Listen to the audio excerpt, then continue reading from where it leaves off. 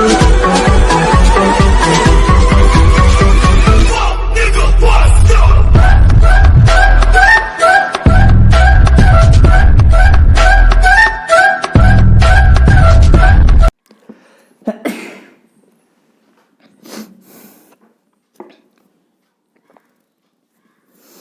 Student, मैं सनी आप सभी का स्वागत करता हूं आपके अपने चैनल इलेक्ट्रिकल रिसर्च एकेडमी के ऑनलाइन पोर्टल पे।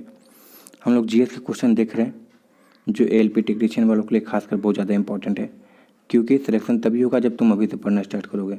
ठीक है, उसके बाद पढ़ना स्टार्ट करोगे तो दिक्कत भरी हो सकता है, क्योंकि तुम कोई ऐसा है जो तुमसे पहले से कई सालों से पढ़ रहा है। ठीक है, तो कहीं ना कहीं वो तुमसे लीड ले रहा है। तो अब भी वक्त है, अब भी पढ़ना स्टार्ट कर दो। जीएस के सेशन डेली आ रहे हैं, उसको ध्यान से देखा करो। ठीक है, चलो अपना सेशन स्टार्ट करते हैं। सेशन पसंद आए तो लाइक शेयर और सब्सक्राइब जरूर कर देना चैनल को। पहला क्वेश्चन है कि गैसोलीन को किसके साथ मिश्रण करके गैसोहॉल बनाया जाता है। ठीक है, तो ये देखो, तुम कभी कभी देखे हो जो पंचे वाली दुकान होती है उस पर सब लगा कर उसमें माचिस मार देते हैं तो वो जलने लगता है। ठीक है, तो वो किसका एग्जाम्पल है? वो भी एग्जाम्पल है गैसोहॉल का ही। ठीक है, यानी उसमें क्या करते हैं, तो देखो गैसोलीन में जब अल्कोहल मिला देते हैं तो इसको गैसोहॉल बोलने लगते हैं। ठीक है, क्योंकि अल्कोहल जानते ही ऑल बोलते हैं।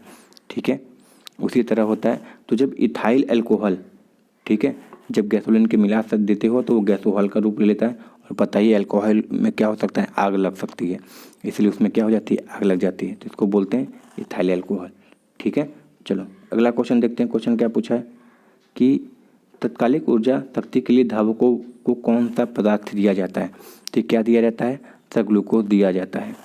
ठीक है, ग्लूकोज दिया जाता है। नॉर्मल फार्मूला देखें तो C6H12O6 का मिश्रण होता है। ठीक है, ग्लूकोज दिया जाता है। और ग्लूकोज में सबसे अधिक क्या पाया जाता है? कार्बोहाइड्रेट पाया जाता है। ठीक है, जो कि इंस्टेंट एनर्जी का काम करता है, क्षण भर के लिए ऊर्जा, जो क्षण भर में ऊर्जा देना स्टार्ट कर देता है उसको कार्बोहाइड्रेट बोलते हैं। ठीक है, उसको इंस्टेंट एनर्जी बोलते हैं। चलो अगला देखते हैं। मानव जाति के लिए ओजोन परत क्यों महत्वपूर्ण है। पहले तो ओजोन का जानना फार्मूला क्या होता है, बहुत ज़्यादा पूछता है। तो ओजोन होता है सर O3। ठीक है, तो ओजोन परत इसलिए इम्पोर्टेंट है क्योंकि जब सन से जो किरण निकल के आती है उसमें यूवी रेज भी होते हैं, अल्ट्रावायलेट रेज, पराबैंगनी किरणें, जो हमारे त्वचा पे आने के बाद हमको स्किन कैंसर की बीमारी भी हो सकते हैं। तो उससे बचाने के लिए ओजोन बहुत ज़्यादा इंपॉर्टेंट है। मगर क्या होता है, फ्रीज जैसे फ्रियॉन एवन गैस से, इन सब कारणों के कारण क्या हो रहा है, उसमें जो छोटे छोटे छिद्र हो रहे हैं और वो फिल्टर करने में धीरे धीरे असक्षम हो रहा है। तो इसलिए बोला जाता है कि पर्यावरण बचाओ, ओजोन परत को बचाओ। ठीक है, तो ये करता क्या है, पराबैंगनी किरणों को रोकने के लिए एक रक्षा आवरण प्रदान करता है, इसलिए ऑप्शन सही हो जाएगा। ठीक है, चलो टाइफाइड समझी रहे, बताने की कोई ज़रूरत नहीं है, बहुत ज़्यादा फैलता है। पूछा क्या है, अंतर ज्वार यानी टाइफाइड के लिए सामान्य उपयोगी जाने वाली यानी सामान्य उपयोग की जाने वाली औषधि कौन सी है। मतलब जो अधिकतर जो दवाई देते हैं टाइफाइड में, फेवरेट दवाई कौन सी है, तो वो कौन सी होती है? क्लोरोमाइसिजिन होता है। कौन सा होता है सर?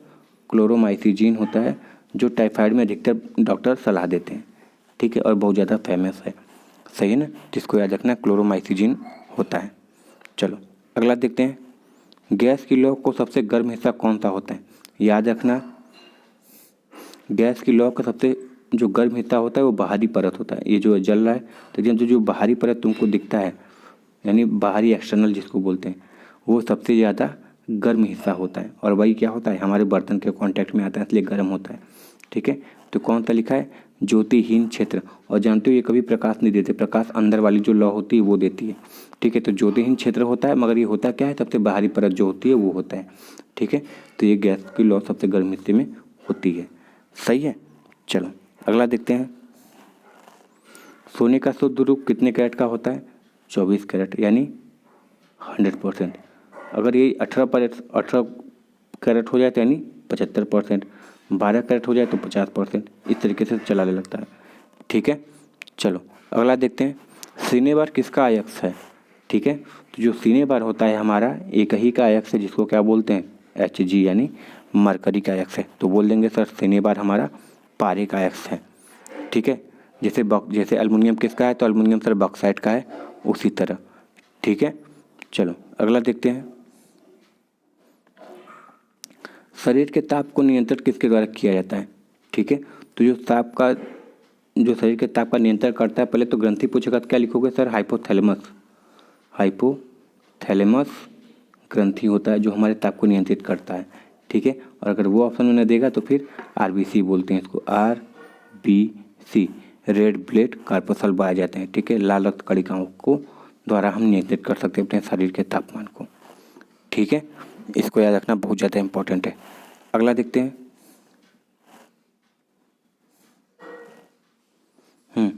केसरुक दंड में कितनी हड्डियां पाई जाती हैं, ठीक है। तो जो केसरुक दंड होती है उसमें 33 हड्डियां पाई जाती है। ये सब हड्डियां याद रखना बहुत ज़्यादा इंपॉर्टेंट पूछी जाती है। जैसे सबसे लंबी हड्डी कौन सी होती है? जांघ की, जिसको फीवर बोलते हैं। सबसे छोटी हड्डी कान की होती है, स्टेपिस बोलते हैं। तो ये सब हड्डियों भी याद रखना बहुत ज़्यादा पूछा जाता है, ठीक है। चलो, बीसीजी का टीका होता है, उसका पूरा नाम क्या होता है? तो बीसीजी का जो टीका होता है उसका पूर्ण नाम है बैसिलस कैलमेट ग्यूरिन, ठीक है। बैसिलस कैलमेट ग्यूरिन बीसीजी का जो टीका होता है उसका पूर्ण रूप है, सही है। चलो अगला देखते हैं। एथलीट फुट नामक रोग, ठीक है। एथलीट नहीं, एलिफेंट फुट होता है, ठीक है। यानी क्या होता है? पैर बहुत मोटा हो जाता है, ठीक है।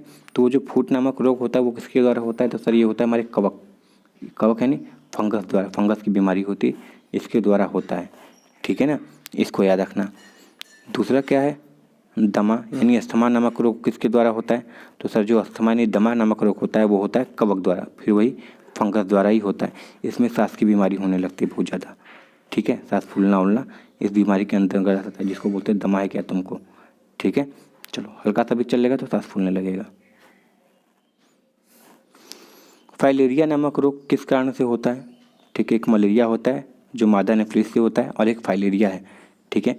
तो फाइलेरिया नामक जो रोग होता है वो कृमि के कारण होता है। किसके? कृमि के कारण होता है, सही है ना। इसको याद रखना। अगला क्वेश्चन है, जब एक वस्तु की गतिज ऊर्जा दोगुनी की जाए तो उसकी गतिज ऊर्जा कितनी होगी? गतिज ऊर्जा नहीं, वेग की बात होगी, ठीक है।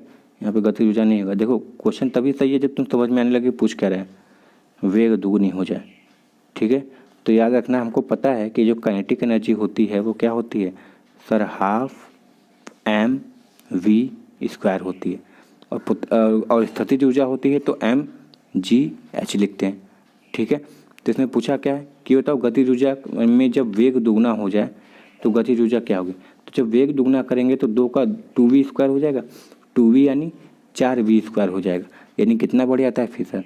तब सर ये हमारा चौगुना बढ़ जाता है, ठीक है। अगर पूछ देगा द्रव्यमान दुगना होगा तो कितना होगा सर? जब द्रव्यमान दुगना होगा तो गतिज ऊर्जा भी दुगनी हो जाती है, ठीक है।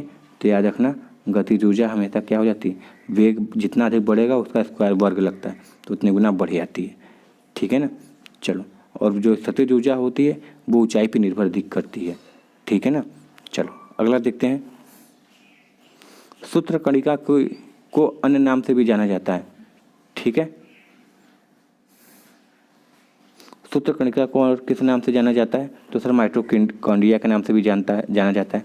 और सेल का जो पावर हाउस होता है, यानी जो सेल जहाँ से खाना बनाता है या खाना पावर लेता है, उसको भी माइटोकॉन्ड्रिया ही कहते हैं, ठीक है। तो पूछता है पावर हाउस यानी किचन कौन सा बोलता है? पावर किचन किसको बोलते हैं? तो माइटोकॉन्ड्रिया को ही बोलते हैं, ठीक है ना। इसको याद रखना। चलो अगला क्वेश्चन है कि वट वृक्ष पादपों के किस वर्ग में आता है? तो जो वट वृक्ष पादपों किस वर्ग में आता है? तो सर आवृत बीजी में आता है, ठीक है। यानी आवृत बीजी के रूप में इनका क्लासिफिकेशन वर्गीकरण किया जाता है, ठीक है ना। चलो अगला देखते हैं। Flame of the forest, one की ज्वाला का अर्थ क्या है? ठीक है, फ्लेम ऑफ द फॉरेस्ट यानी वन की ज्वाला का अर्थ क्या है? अब इसका मतलब ये नहीं कि उसमें आग लगती है, ठीक है। मतलब ऐसा लगे कि मतलब पत्ते कहीं या पीले पीले पत्ते कहीं गिर जाए तुम्हारी ज़मीन पे तो तुमको लगेगा कहीं सरसों गिरा है क्या। इसी तरह क्या होता है कि ऐसे पेड़ों से भरा वन जो पतझड़ में फूलते हैं और लाल फूल बिखेरते हैं तो लगेगा कि तुमको आगे की तरह लाल लाल सब जगह दिख रहा है, ठीक है। तो ऐसे को क्या बोलते हैं हम? वन की ज्वाला बोलते हैं, ठीक है, फ्लेम ऑफ द फॉरेस्ट। तो ऐसे पेड़ जिनमें पतझड़ के मौसम में फूलते हैं और लाल रंग के फूल बिखेरते हैं या फिर जब झड़ते भी हैं तो लाली रंग के फूल झड़ते हैं तो वो क्या कहलाते हैं? वन की ज्वाला कहलाते हैं, ठीक है। इसको याद रखना। चलो अगला देखते हैं। पेनिसिलिन क्या पूछा है? हाँ, पेनिसिलिन किसके बनाया जाता है? ठीक है, सॉरी किससे बनाया जाता है? याद रखना, पहले पेनिसिलिन की खोज किसने की थी? तो सर पेनिसिलिन की खोज की थी अलेक्जेंडर फ्लेमिंग ने की थी। ठीक है, और ये किससे बनाया जाता है? तो सर ये बनाया जाता है कवक से, जिसको क्या बोलते हैं? फंगस बोलते हैं। ठीक है, इसको याद रखना। चलो आगे देखते हैं। लाइकेन को दो जीवधारियों का सहजीवी सहचार्य समझा जाता है। वो दो जीव कौन से हैं? यानी लाइकेन के प्रकार के दो जीवधारी होते हैं, जिनको अधिकतर हम क्या बोलते हैं? शैवाल बोलते हैं और कवक बोलते हैं। ठीक है, यानी अधिकतर ये नमी वाली जगह पे या जहाँ पानी रहते हैं वहाँ पर अधिकतर ये पाए जाते हैं। ठीक है, तो वही पूछ रहा है कि जीवधारी लाइकेन के जो दो जीवधारी कौन कौन से हैं? तो हमारे शैवाल है और कवक है। ठीक है, चलो अगला, लौंग किससे प्राप्त होती है? तुमको पता है कि सर लौंग जो होती है फूल निकलती है, और फूल में एक तरीके से जो बड होता है यानी जिसको ढोड़ी बोलते हैं उससे निकलता है। क्योंकि तुम कभी लौंग को ध्यान से देखना तो लगता है कि वो कली थी, फूल बनने वाला था, उससे पहले उसको हम तोड़ लिए। ठीक है, तो ये होती क्या है? हमारी पुष्पकली होती है लौंग वाली। ठीक है ना। चलो, और अधिकतर जो मसाले होते हैं यही होती है, पुष्पकली ही होती है। जैसे काली मिर्च ये सब देखो वही कहानी होती है। अगला, अनशन या उपवास की लंबी अवधि के दौरान शरीर में अशर्करा वर्गीय पूर्वार्थ को पाक्षा शर्करा यानी ग्लूकोज या ग्लूकोजोन बनाने की विधि का नाम क्या है? ठीक है, जब तुम क्या करते हो, क्योंकि ग्लूकोज यानी तुम्हारी बॉडी को एनर्जी तो चाहिए लगा था, मगर जब तुम फास्ट रहते हो तब भी क्या होता है? कहीं ना कहीं से वो ग्लूकोज बना ही लेता है। ठीक है, तो इस विधि को क्या कहा जाता है? तो इसको क्या बोलते हैं सर? ग्लूकोन वजनन बोलते हैं। ठीक है, ग्लूकोन वजनन बोलते हैं, जिसके कारण क्या होता है? फास्ट रहते हुए तुम कोई चीज़ नहीं खा रहे हो तब भी क्या होता है? तुम्हारी बॉडी ग्लूकोज बनाती रहती है, जिससे तुमको एनर्जी मिलती रहती है। ठीक है ना, इसको याद रखना बहुत ज़्यादा इंपॉर्टेंट है। अगला देखते हैं। भांड में भारत में केंद्रीय धान अनुसंधान केंद्र कहाँ है? तो धान की एक प्रजाति होती है जिसको कटक बोलते हैं। ठीक है, बोलते हैं कटक धान है। ठीक है, जीराबत्ती से सब बहुत प्रचलित क्या है? धान के प्रकार है, तो उसमें कटक भी आता है। तो कटक से क्या हो गया? कटक कहाँ पाया जाता है सर? उड़ीसा में पाया जाता है। तो बस इससे याद रख लो, केंद्रीय धान का अनुसंधान केंद्र कहाँ है? तो कटक उड़ीसा में है। ठीक है ना, याद रखना।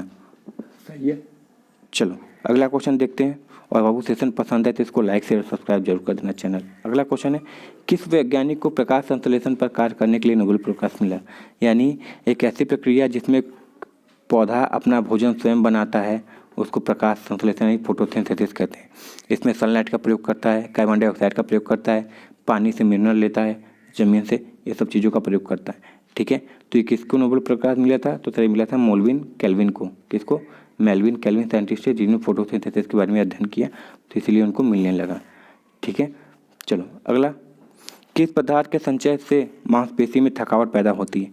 यानी तुम काम कर रहे हो, जब तुम्हारी बॉडी में जब लैक्टिक अम्ल यानी लैक्टिक एसिड बनने लगती है तो तुमको लगता है कि तुम्हारी बॉडी थक रही है। ठीक है, तो उसको किस पदार्थ के कारण होता है? तो लैक्टिक एसिड। जब तुम्हारी बॉडी में लैक्टिक एसिड बनने लगता है ज़्यादा मात्रा में तब तुमको थकान महसूस होता है। ठीक है, तो आज यहीं पर रहने देते हैं। आई होप बाबू सेशन पसंद आ रहा है, क्वेश्चन देख रहे हो, इंपॉर्टेंट क्वेश्चन है और बार बार पूछे जाते हैं, खासकर एलपी टेक्नीशियन वालों के लिए। तो सेशन पसंद आ रहा है तो लाइक शेयर और सब्सक्राइब जरूर कर देना। मिलते हैं नेक्स्ट वीडियो में। Thank you very much and all the very best.